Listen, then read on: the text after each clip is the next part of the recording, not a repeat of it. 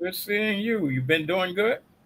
Been Good all evening, right, good evening, good yes. evening, and welcome to Couch Conversations with the Doctors, where health is wealth. What night is it tonight? It is Monday night, and we're going to begin to have our couch conversations with the doctors. As always, we're going to go around introducing our esteemed panel, starting with my colleague who tends to leave me and have fun in the sun. But, Doug, it is literally raining animals outside today here in Chicago. Well, Nikki, I think you caught me red-faced or red-handed. I had fun in the sun today, but I'm coming back to Chicago in 2 weeks. I'm a retired physician. I spent 30 years working in the western suburbs, and after I retired, I went and worked in Representative Davis's office. And it was a really an eye-opening experience. It made me interested in public health and public policy. And it's a real honor to be here on this panel. And I'm going to try and answer your questions as best I can. Outstanding, and thank you so very much. Well, to the man who says I threaten him to be here every Monday night, but he seems to be right on time. That's our very own Dr. James Miller. Dr. Miller? Good evening, everybody. Glad to be on here with my esteemed colleague, and I'm a retired internist, uh, retired in 2019, and understanding and actually maybe some even better understanding of some of the things that I didn't understand while I was practicing medicine, but I'm still interested in healing our community, and I'm doing what I can to inform and enlighten and instruct our community in terms of things that they can do to be healthier. Outstanding, and thank you so very much. Well, to our esteemed guest tonight, who really isn't a guest, she has appeared on this publication many times, or this show many times. So she's really a friend of Couch Conversations who tends to pop in and pop out. And that's our very own Dr. Audrey Tanksley, my shoe buddy. Dr. Tanksley? Hey, well, good evening, everyone. I am so grateful to be here tonight. I am Dr. Audrey Tanksley, a practicing internal medicine, addiction medicine physician, and I always enjoy my opportunities to come and be a part of the conversation and just to, I'll do everything I can in the time that I'm here to answer questions and to really just get us going, talking about our good topic this evening. And to the man who makes this possible for us each and every Monday night, to the one who truly teaches us that your wealth is your health, the Congressman of the Illinois 7th Congressional District, our very own Congressman Danny K. Davis. Congressman? Well, let me thank all of us for being here, and especially let me thank Dr. Tanksley for leading a discussion relative to addiction medicine. I've had some experience, as a matter of fact. I used to work for Dr. Kermit P. Mellinger, who was one of the early addiction medical leaders, especially in Chicago. He was a professor at the Chicago Medical School, but he also was the head of addiction medicine. They weren't calling it that at Mount Sinai Hospital at that time. He also worked at the VA hospital. It was the Veterans Administration West Side Hospital. We had not named it after Jesse Brown at that time. This was before. As a matter of fact, I didn't have the authority or the ability to name anything in it at all. But Dr. Mellinger and I used to travel around the country. Uh, he would be advocated. And there was a time when people who had addiction problems could not be admitted to some hospitals. Mm-hmm. Some hospitals would not take them, would not admit them. There were some hospitals, if they did, they would try to put them in isolated areas that other people would not come into contact with them. And so I often joke and laugh a little bit sometimes when I hear people suggest that there had not been any changes, that things have remained the same. And I often just kind of laugh and say, well, if you live long enough, in all likelihood, you will have a different opinion about whether change has occurred. There were only 6 African Americans in Chicago at the time who were psychiatrists, who had all of the training and certification and whatever it is that you had to have. And so change is always occurring, whether we believe it or not. And there are always change agents who are pushing for things to be different than what they are. Of course, Dr. Mellinger's daughter is now a practicing psychiatrist in Chicago.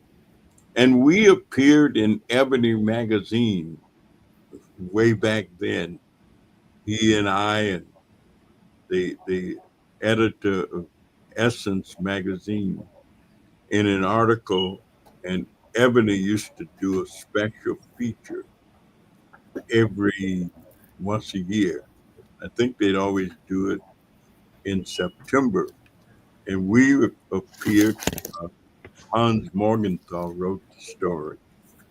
And the story was Which Way Black America?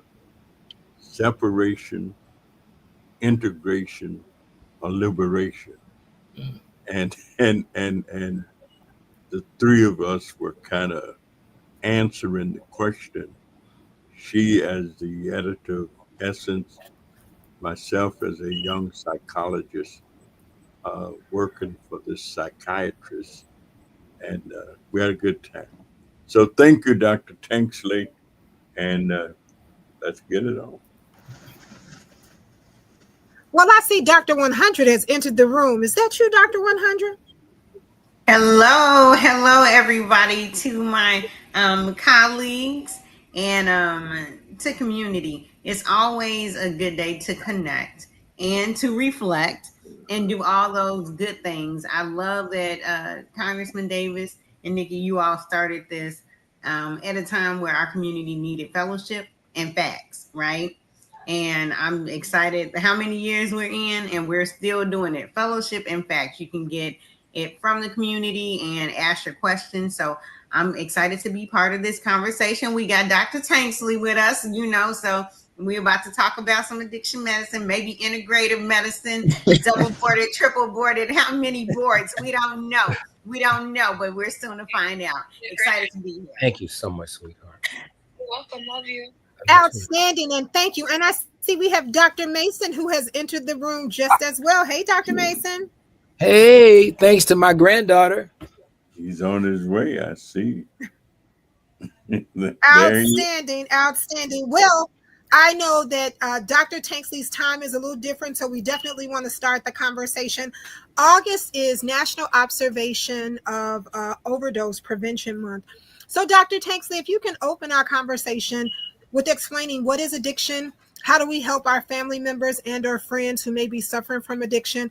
What are some options that we have? And then I know that when you do have to leave, your colleagues can take over the conversation. I want to say hey to the guys that are in the garage listening and watching. They are here, and they want you guys to know that they are here. Also want to say hey to everyone over at the Core Center who is working but watching. So I want to say hey to the people at the Core Center. I want to say hey to Linda Johnson, who is here. She says good evening to Alderman Pet Dow, who is here. She says good evening, and also to President Carrie Steele, who is here with us just as well, and she's saying hello. So, Dr. Tanksley, take it away.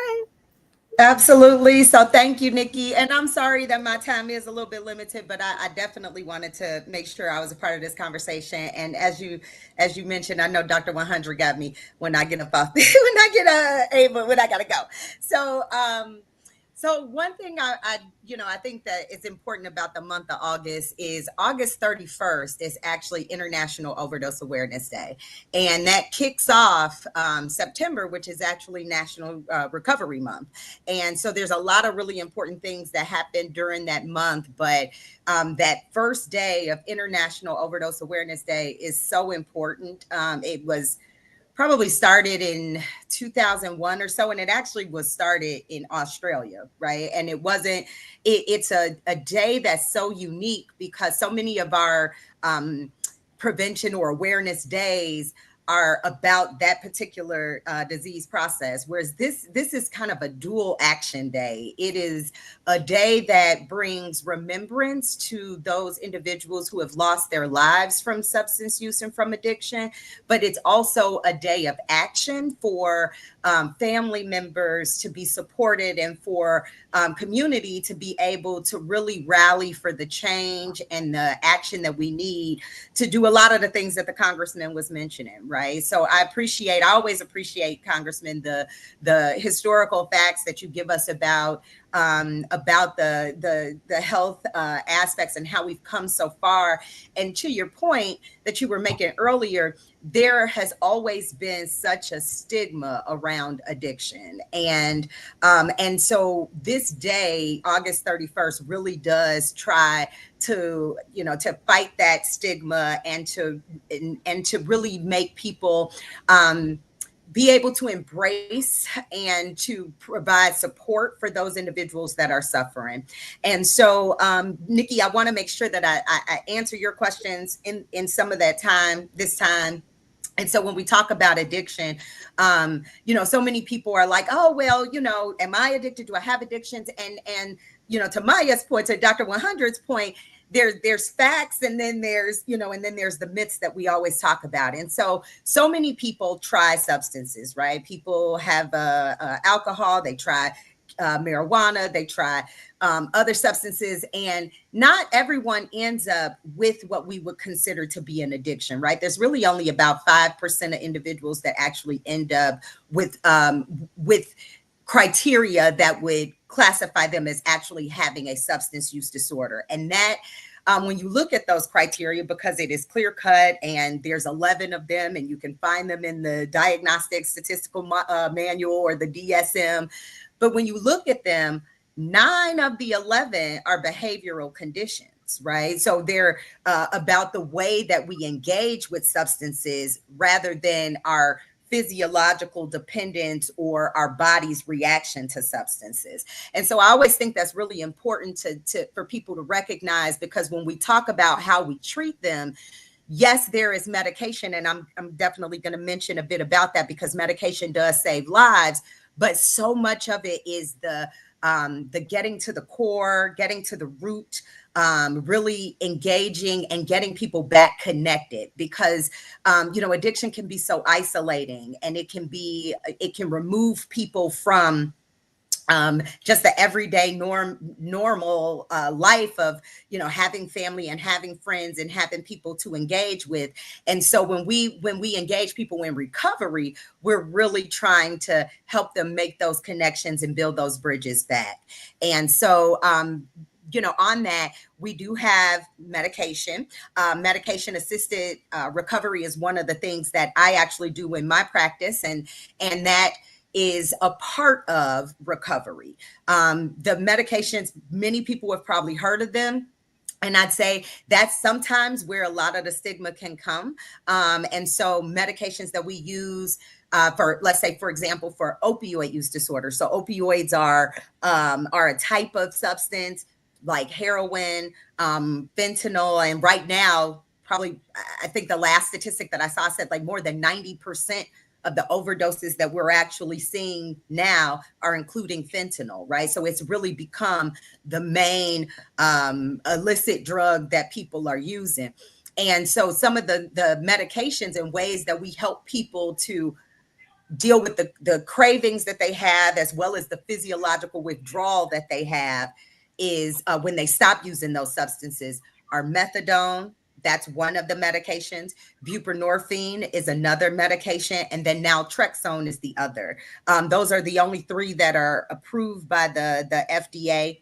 And they can all be administered and provided on an outpatient basis. So you don't have to be inside the hospital to get those medications. You can get access to them as an outpatient, and really kind of what I consider the medication to be kind of the part of the treatment that allows your body to quiet down enough for us to actually deal with the disease. Addiction is a disease of our brain. It's a neurobiological condition. When we use illicit substances, it changes the way that we think, the way that we engage with society. And so these medications allow us to be able to quiet those things down enough to add in additional supports like psychology and like counseling and the other really tremendous resources that exist that help people to manage day-to-day life, right? We always talk about in the rooms, and I grew up in the rooms. Both of my parents had substance use disorders. And so growing up in the rooms, we always say, learning how to live life on life's terms. And that's really getting people back to the everyday stressors and how to deal with them and how to cope with them without using a substance to mask that. So medications, again, they can be prescribed.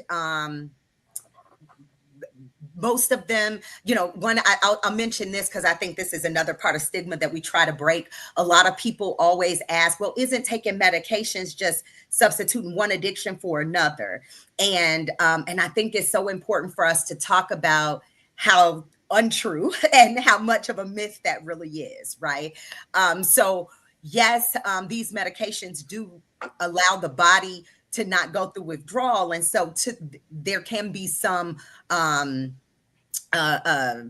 dependence that can be developed to these medications. But when you're in a structured program and you're, engaged in the therapy and the treatments that go along with that, then it really doesn't, that's really part of the treatment, is so that it doesn't become a part of just, substitution, right? I think the other part that's really important about that is when people take illicit drugs, and that's where overdoses come in, we see so many things mixed in street drugs, right? There's so many contaminants.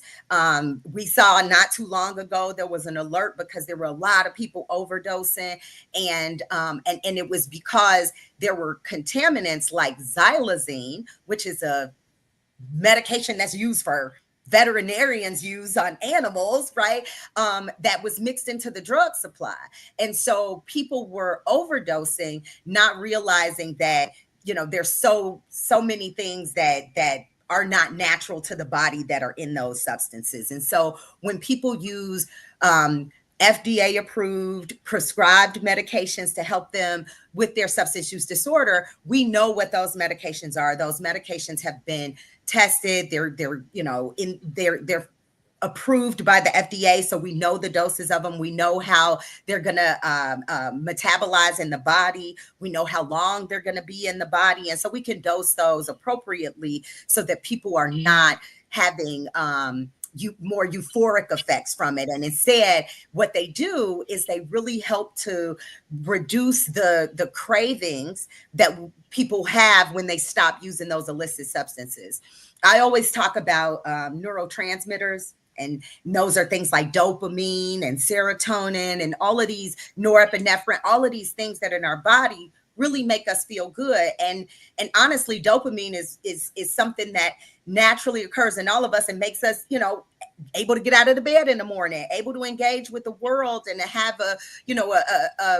a good outlook on life and all of those things. And when you eat something really good, or you go for a really good, nice exercise or run, and you get that surge, that's really your dopamine, right? I always talk to my patients about things like when you have an amazing orgasm, that's a dopamine surge, right? And that's probably one of the most natural ways to increase the dopamine in the body. Well, when you take an illicit substance like heroin or cocaine or fentanyl, the surge of dopamine that your body gets is completely off the chart. It's like having 5 amazing orgasms, right? And so who wouldn't want that? And so when people experience that, it's very challenging to be able to meet that with a natural substance again. And so when that's one of the reasons why when people stop using and that dopamine level begins to decrease, they feel so down and they feel so depressed and they feel so, just like, oh, I don't want to get out of bed. I don't want to engage, because it's almost impossible to meet that super physiological surge of dopamine with just without something so potent. And so really helping to retrain the brain and to provide the body with substances that won't allow you to go through the sickness, which is another reason why people continue to use, because when they stop using things like opioids, they once that substance is out of the system, they start to feel really, really bad. The dopamine goes down, but so does their GI system becomes completely erratic, and they're nauseous and they're vomiting and they're having, extreme diarrhea, and they have hot and cold sweats. They can't sleep. It's an awful feeling. And while we say people don't die from opioid withdrawal, they feel like they want to die. And so because of that, it's the brain is so powerful. It's like, okay, well, I know how to make myself feel better. And so that's often one of the reasons why we continue to engage in that cycle of binging and withdrawal and addiction. So I want to stop there in case there's any questions, because I only got a couple more minutes left, and I could talk forever. Thank you, Dr. Tank. Well, we want to say hey to Sean Kennedy. Go ahead. No, I was just going to say very quickly. Dr. Mason. I was just saying that very quickly. First of all, thank you, Dr. Tinsley, for the information. And I just wanted to give this quick story to sort of supplement what you just said. And this was back during the time when we were doing a sweep along with some of the other city agencies that were at the city. And this was a place near what was called then the Heroin Highway. And one of the things that we found were that there were people that were dying over there. And one of the things that we found out is that people were using very, very strong doses of the narcotics, very, very strong. In fact, they were using just what you were talking about. People don't realize that medication is used to put people to sleep, to have operations. And then we use a drug to counteract them, to wake them back up again. But it's a very common drug. It's much more powerful than the regular morphine.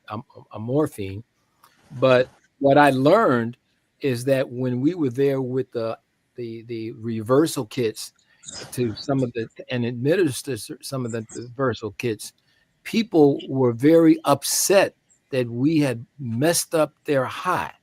And it's just to show you, I'm not trying to denigrate the people, but it just shows you what a biochemical, to your point, Dr. Tinsley, what a biochemical response these drugs have. And these people are not able necessarily to just think they could stop this tomorrow. I think that's such a good point, Dr. Mason. Thank you. That same heroin highway still exists, but now I call it the fentanyl freeway. So I'm going to trademark that. Okay. That being said, though, before I do hop off, I do want to just touch a bit on what Dr. Mason just said, because I think that's also very key. And one of the main things that we try to really empower people with around overdose prevention, and that's the reversal agents, right? So when we talk about when people are ready and when we can engage them in stopping using illicit substances, there are so many ways, through treatment, detox, all those kind of things that we can get them engaged. But one really important, I would say three really important things. One, okay, so one is naloxone or Narcan, which is the reversal agent. It is available. thru Dr. 100. I love her. Yes, it's a nasal spray. It also is an injection, but even more so now, you can get the nasal spray and it's so easy to use. You do not have to have a prescription to get that. You can actually get it. We have a standing order by the IDPH director at all pharmacies. So you can just get naloxone without having a prescription. There's so many overdose outreach programs and that give it away for free. Onyx gives it away for free. There's so many different organizations that provide that medication. There's mobile vans that do harm reduction, which probably could be a whole nother conversation, but they provide those medications for free. And so just like Dr. 100's got it in her hand and got it right there, I keep it in my car. It is just something that you should always have on you because you never know when you can save a life. Another really important tool that I think we don't express enough, and especially in the Black community where sometimes substance use looks very different than other communities, we are often so overburdened with stigma and the shame that we use alone. We do not, it's not a big number of us getting high together. We may be, in an abandoned building or somewhere else using by ourselves. And so there's actually a phone number for Never Use Alone, which is a really important tool that I tell people they should know and should share. It's an anonymous individual that someone can call while they're using, and that individual will stay on the phone with them. They'll call their name out. They'll make sure that they're still responsive and talking to them. And if they're not responding, then they can get emergency support to them at the location that they're at. And I think that is just a really underutilized tool, especially in our communities where we desperately need it. The number of individuals that we find down at home or down in an abandoned building from an overdose is just way too high. And then the third number that I think is really important is 988. And, we're in this crazy climate where things are all trying to get cut. And I think this number is so vitally important. It's kind of like it is the mental health support line, kind of the 911 of mental health. And so 988 does provide suicide resources, but they also provide resources for substance use. And so I always think that it's important to make sure that people know that when they're ready, and most people get to that point, right, where they get ready. And the last thing that I ever want to see is people get to that point and not know or not be met with the resources that they need to keep going and to actually start on that path and that journey. So I'm sorry I got to jump. I'm 3 minutes over my other meeting, but this is so important of a conversation. I thank you, Congressman, for hosting and having this. And I thank all the docs here because I know y'all are about to rock the rest of this house. So I'm going to watch it later. Thank you. Let her cook. That's what I said. You did. Thank you. See you guys. Outstanding. Want to say hey to Sean Kennedy, who is here. He says good evening to everyone. Bonnie Schmetley is here. Hey, Sister Bonnie. She says good evening just as well. Chief Valdemir Talley is here, and he says good evening to everyone. Pamela Dominguez is here, and she says good evening. And also Sean Kennedy says good information. Well, Dr. 100, take it away. Well, let me ask. Oh, no, I was just saying that. Oh, go ahead. How do many people get started? I mean, how do people start? I've always been afraid.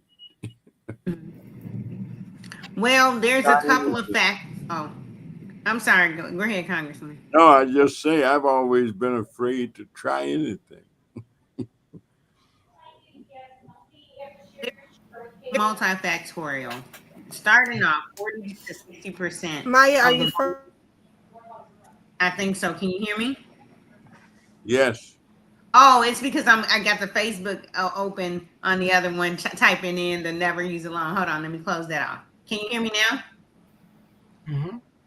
Yes. Okay, so it's multifactorial, and a couple of things converge, right? You all already hear me talk about the disparities in the landscape of our country. You've heard me talk multiple times about the adverse childhood events, which is a series of 10 questions or experiences people can have growing up or as a child, including a loved one that experiences substance use disorder, having a family member incarcerated, emotional, physical, sexual abuse, those type of things. It's 10 questions, and that increases your propensity to be involved in substance use of some kind by 40%. Okay. Um, Along with that, I'm sorry, if you score 4 or more on that, you're increased. The 40 to 60% is actually the genetic vulnerability. So the way Dr. Tanksley talked about the way your brain works, your brain is a ball of nerves. The way the nerves transmit things like dopamine and other things, just like I wear glasses because my mother and father wear glasses. So I started wearing them when I was 16 because the ways that our eyes are set up. Or you heard of the families that have all these like heart failure runs in their family. The way their heart muscles are set up, they kind of quit early. Or families that have something like diabetes in them, the way you're in running in the family, the way your pancreas is set up, the way the ball of nerves called your brain is structured and the way it transports those chemicals, dopamine, those other chemicals that Dr. Tanksley was talking about can also predispose you, right? That combined with social determinants of health and the desire to escape puts people in at risk. So we're talking about genetic makeup, 40 to 60% more likely to experience substance use if your genetic makeup, you have a family, and then there's even a phenomenon around twins, that experience substance use. Environmental factors, elements that you want to get away from, oppression, those type of things, the way your space is set up, right? And then there is vertical transmission, which will be influenced from your parents, but horizontal transmission, who your environmental things. Is it in your environment? Is it where you hang around? Things like that can converge. And it just takes some of those things. Sometimes things get so heavy, some people try a little bit. And then, as Dr. Tanksley said, your body will build up tolerance and you'll find yourself using more of that substance to get that supernatural dopamine or release. So they converge together. I underscore that because, and a lot of times in conversation, when we're supporting people that experience substance use disorder, we talk about it like the drug is the problem, right? And for civilization in our minds, maybe the drug is the problem. Something that was pivotal in my practice to people that experience substance use disorder and serving them is actually that experience with substance was their escape from the problem.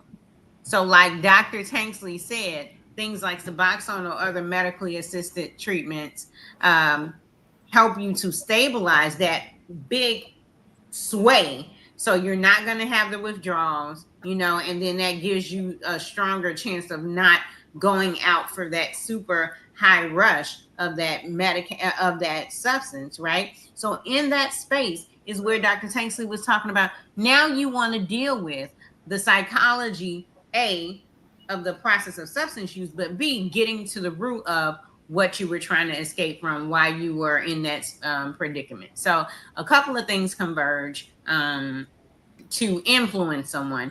And if you have a family member that experienced substance use disorder, and people think substance use disorder, if I have a family member that my dad experienced substance use disorder, but people think, and it was cocaine, right? People think cocaine, heroin, things like that. But there are things like, guess what? Cigarettes, alcohol, marijuana, right? Those can be an experience with substance use disorder. Vaping, those type of things. Sometimes people think it's all the way over there at the fentanyl, and sometimes it's right at our door. I know Dr. Mason always talks about addiction to sugar, so that's part of the genetic makeup too. Let me know if I answered that, Congressman. Yeah, I think you helped me a great deal. Well, So, Dr. Green actually put in never alone, the never alone number, to make sure that you jot that down and share that. Put that on your walls and on your dry erase boards in your agency, so people will have that as a resource. And also, Sister Bonnie said, Congressman, that was a great question. Well, go right ahead, Doug. and I think there are a couple other sets of circumstances. I think there are lots of social circumstances where people who would not think to try drugs are introduced to drugs, where they go to a private party or they go to a club and somebody's doing it, says maybe you should do that too, or why don't you try it, or do it, do it, do it. There's peer pressure to do it. And I can also tell you that at certain concerts, you can go to concerts and there are people walking up and down the line offering you things to buy and try to see if it will make your experience at the concert different. So I'm not so sure that's always hidden, but it's in the environment. There are people there who think either it's cool or neat, and there are other people trying to make a living doing it. I think that's kind of where I see the problem. That sometimes, well, you try it just to be cool like somebody else or hip like somebody else, and it gets you going down the wrong path because not everybody handles it the same way. Like we do, not everybody tries it, gets hooked, but for those that do, it's a very, very real problem.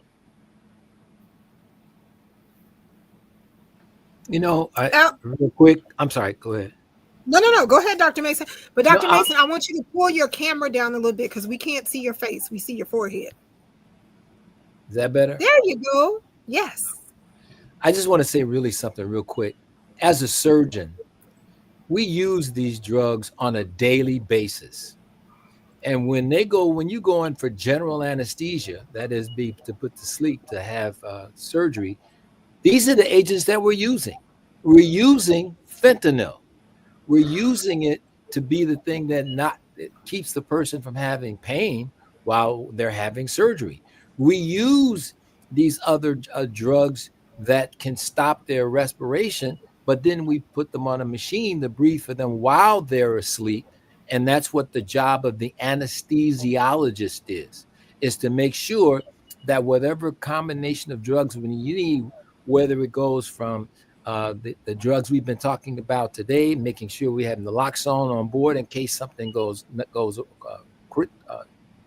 sideways, or it is the other drugs, because people need to understand can you imagine anything that you could administer something in somebody's vein and then open their chest and they wouldn't have any pain while you were doing it.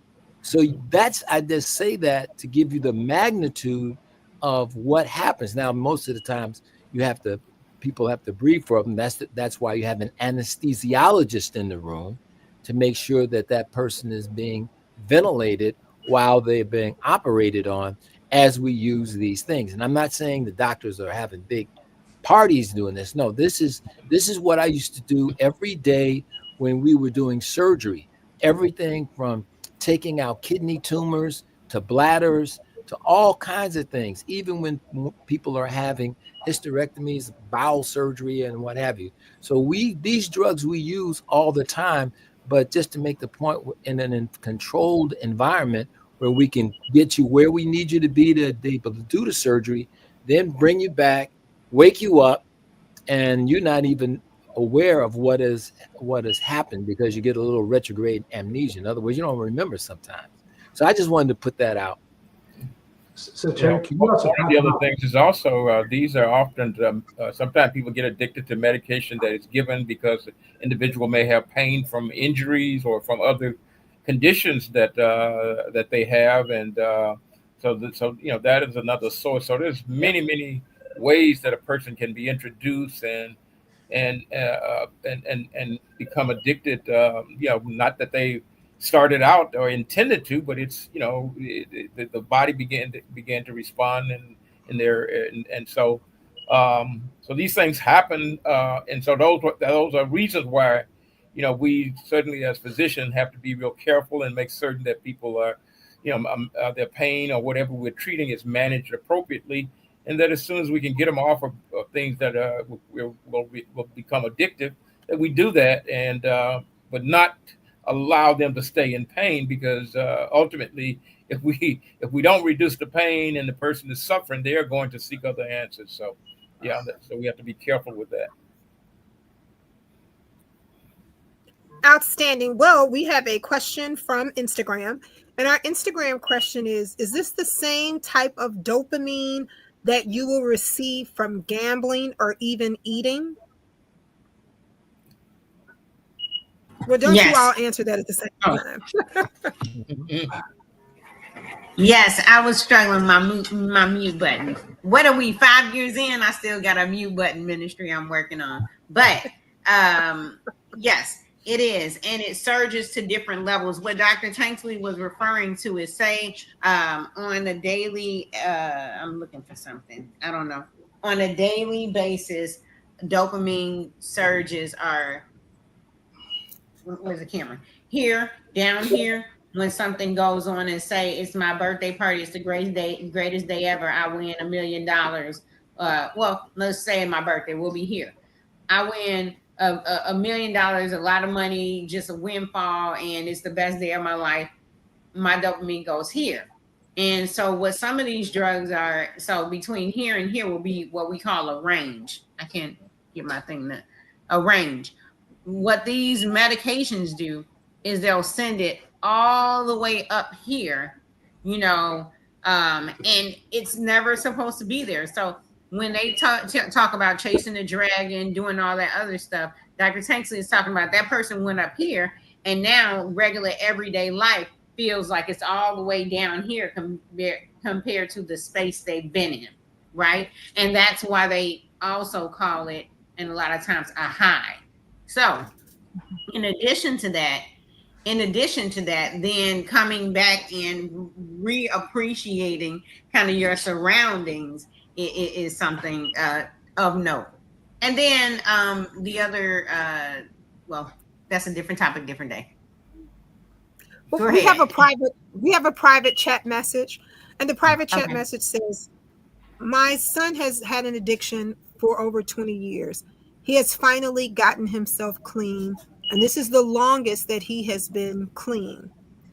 I'm wondering, does he have brain cells that he would never be able to recover from his addiction?" So this, Addiction does. Oh, no, go ahead, Dr. Maya. Go ahead. no. See, the most serious sets of circumstances occur when you have the addiction and you stop breathing, and then there isn't oxygen to the brain. So those ones we can answer definitely. If he's not had those sets of circumstances, that's what the real blessing is. And that's why these drugs are being made available, the reversal drugs on the street. So if you see someone who stops breathing, you can give it to them because we want to keep that oxygen flowing to the brain.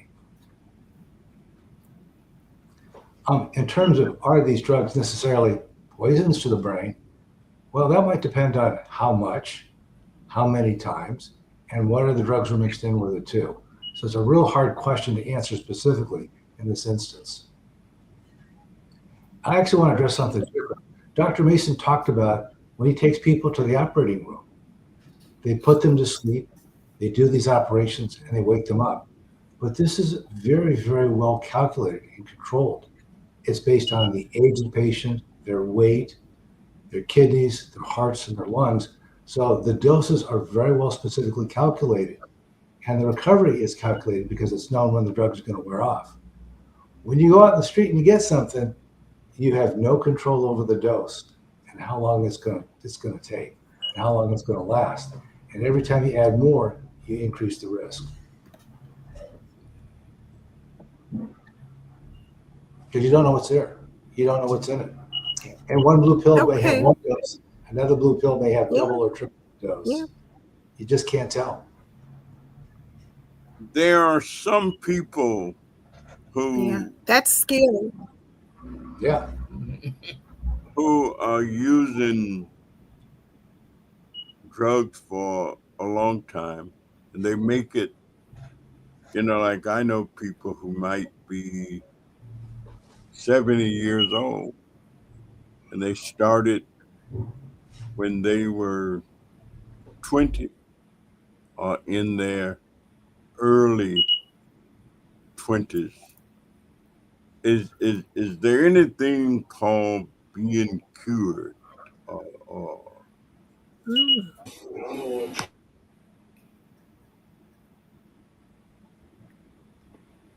I hit the wrong mute.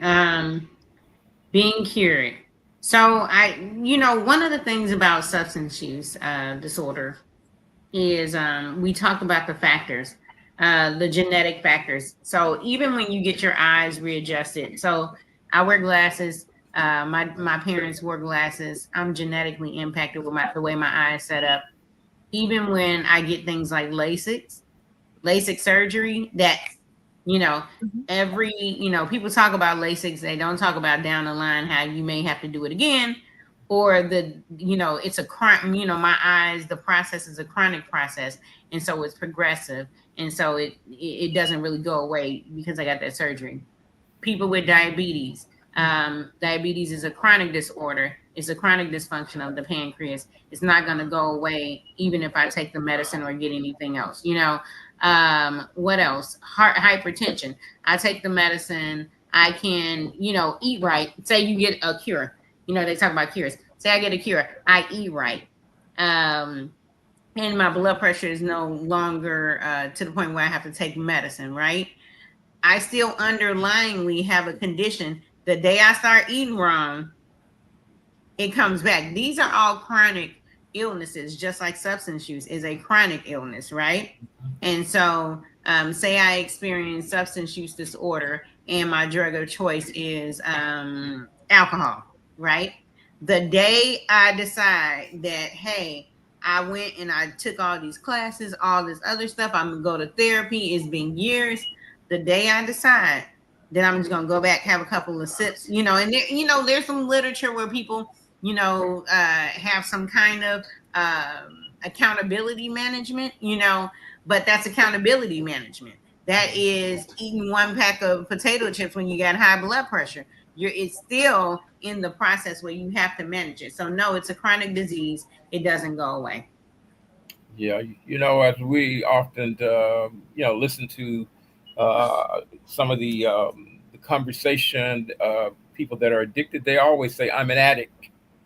That doesn't mean they're using it at that point in time, but they realize that there is a possibility that they could return to it, given certain circumstances, certain things happen in their lives that affect them in a certain way, that they can return to it, to the use. So, cure is it probably is looked at as control of your using. You're not using now, so that is probably the closest thing that you're going to get to being able to call it a cure. Doesn't mean that you won't use again, given that certain circumstances occur. And to tie in what Dr. Miller was saying with what Dr. Tanksley said about the dopamine range, for people that have been this high, sometimes those nerves won't. Well, baseline that 40 to 60%. Your body is okay. This is the nerve. I mean, this is the dopamine. These are the nerves. Your body is transmitting dopamine differently, right? And then if I'm experiencing substance use and I need to be all the way over here where you can't even see me in order to get that normal, kind of transmission. What Dr. Miller was saying, like, say I am living in sobriety, right? And then something happens and I say, hey, I'm going to do what feels good. I'm going to run. I'm going to go to church. I'm going to go to therapy. I'm going to take depression medicines, whatever I'm going to take. Depression is medicine, serotonin. That's not, but I'm going to do whatever does the dopamine, Well, remember, not only am I genetically predisposed, so I'm moving dopamine a lot differently, that happy hormone. Let's call it the happy hormone. There are a couple of them, but the main ones, dopamine, serotonin, and oxytocin. But, happy chemicals. Okay. So say I'm moving it a lot differently to start with, and now I'm moving it like this, and now something happened where other people can go run or go take your mind off, go take a vacation, and whatever we do. And my dopamine is still moving like this. So they'll try to force it by engaging that substance again. And that's what relapse looks like from a neuronal or internal standpoint.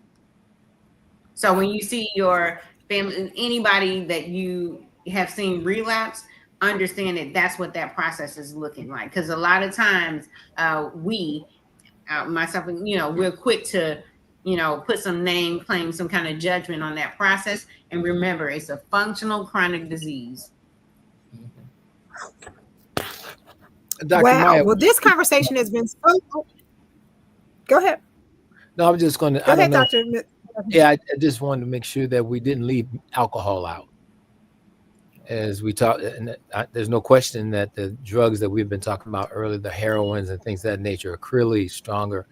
But we don't want to leave out alcohol because it's still a very, very powerful, potent, also one that will engage your body in several areas of dysfunction and or damage. So I just wanted to put that out there so we don't forget that we need to make sure alcohol is still straight up in the picture. It's not necessarily, it's not a heroin, but it does have the same sort of similar characteristics with regard to addiction.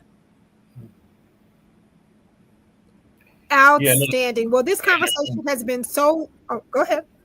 now I was Go just ahead. going to say, in addition to that, it is very, very available and not illegal to drink it. And so putting given that combination, there's no obstacles to you being able to assess and use it whenever you have these things that are going on in your life when that you need to have some as she said, that you need to have a change of your level of happiness or your level of dealing with of tolerance to things that are difficult for you. Well, there are some people who could, have a cocktail 2 or 3 times a week, no problem. Mhm. Uh, Other people who may have one shot of Hennessy or something, and they off the chart. Uh, uh, uh, are Mhm. there individuals of that type?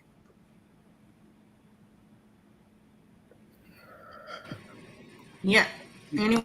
Yeah. There are some people can have a small amount of alcohol or have a regular routine in terms of their drinking and they can function and do well. And there are some people that once they have a shot, it leads to the second and the third and so forth and so on. And they're into a situation where they're troubled.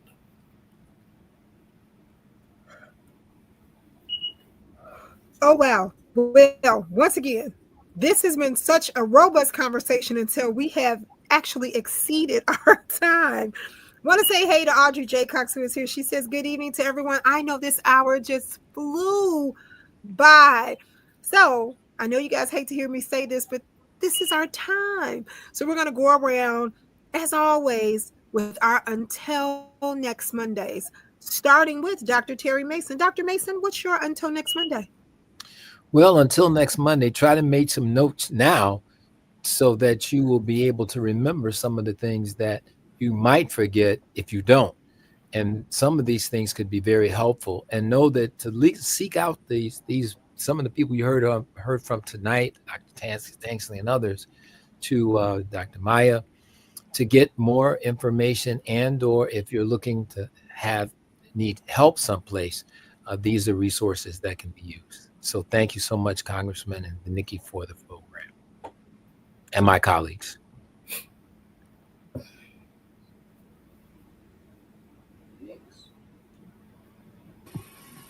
That was I'll it. give mine. Can you all hear me? I think Nikki may be frozen. I will give mine until next Monday. So, in addition to what Dr. Mason was saying about alcohol, if you can hear me, there are substances that are sold. You can find them in convenience stores, smoke shops, things like that. Things like kratom, Kratom, and 7 hydroxy, that they're marketing And kind of in our practice, we're starting to see people that need treatment for these things. Mm-hmm. So while it may be there, it may be out on the market, definitely, that's one of the things I would keep a lookout for, as far as its ability to someone's ability to develop withdrawal, cravings, and addiction to 7-hydroxy and kratom is sold in smoke shops, things like that. We are seeing people that end up needing treatment for it with Suboxone. So until next Monday, keep that in mind. 7-hydroxy, kratom. Keep your eye on those things, and not to engage them, but think twice before you engage. They do develop a dependency. Outstanding, and thank you so much. I had a little Xfinity glitch over here due to the weather, and my lights blinked on and off. So thank you so very much, Dr. 100. Well, Dr. Miller, you're until next Monday. Well, with all these things that we're talking about tonight in terms of addiction, I just want to say, to all, be careful, be observant, and when you find that there's something that make you act in a way that you can't control your behavior, be cautious with it. And if you feel that this is now something that I can't that is pulling me further than what I want to go, seek help. Help is available, but you got to seek it. Nobody's help. Don't just it's not going to walk through the door. You have to open the door and invite it in. So seek help when you feel that there are things that are happening, things that you're using, processes that are going on in your life that are causing you more trouble than what you can manage. Amen. Outstanding. Doug, you're until next Monday. Well, actually, I've been reflecting on this, and we've been talking about a number of addictions. We have salt addictions, we have sugar addictions, we have fast food addictions, we have tobacco addictions. And all these are really based because there's a financial incentive. And so I'm just going to caution you that if someone's offering you something and it doesn't come out of the pharmacy, and it doesn't come with a doctor's prescription, there may be a financial incentive to get you to try that. And that may not be in your health's best interest. I agree with all the doctors. If you can't do what you need to do after taking it, it's not for you. Mm-hmm. Outstanding. Well, Congressman, as always, take us home. Well, I've had such an exciting weekend until I hardly know where to start. Of course, on Saturday, we had our 46th annual back to school picnic and parade. And the attendance was we cooked 1,500 hot dogs. And and so that was a lot of hot dogs. Don't say anything. People only got one, and so they may have had something, but it was only one hot dog per person. But we had a tremendous turnout, and I saw two little boys Saturday. I was getting in my car coming out of Walgreens, and they ran over to me and said, "Mister, we had a good time Saturday. Thank you for that picnic and parade." And I said, "Well, this is really cool. I mean, I really felt great." Then this morning, I stopped to get a newspaper at my little store I go to, and a fella and his daughter were on their way to school. He was taking her to school. And she said, "Daddy, can I get another picture with that man?" So I took a picture Saturday. "Can I get another picture?"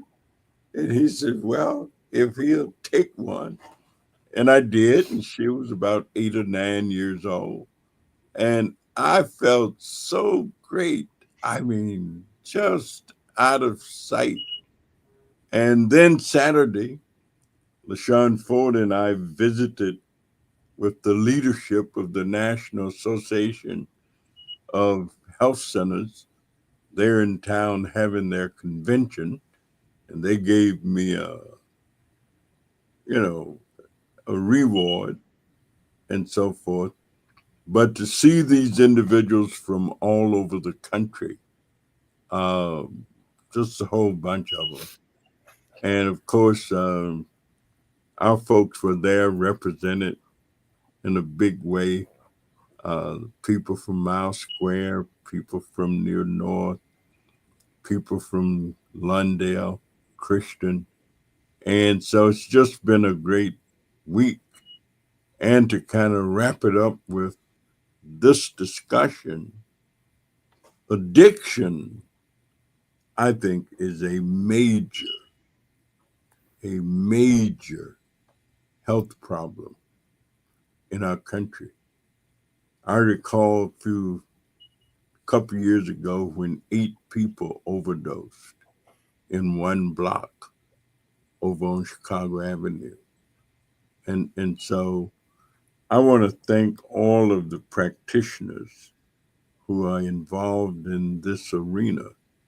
And I also want to thank all of the practitioners who came out and gave people information on Saturday and did health screenings and health awareness, health promotion, because no matter what else may be going on, health is really the key to fulfillment and the best of life. So, ladies and gentlemen, thank you so much. It's been a pleasure, and we'll see you next week. Thank you. Outstanding. Congressman, if I can make one really quick announcement for those of you who knew Brad Cummings from the Austin Voice newspaper, I know there has been a number of phone calls to our office and even to others' offices in reference to his memorial service. Brad was one of the victims his life was cut short in the tragic fire on Laramie and North Avenue just about 3 weeks ago.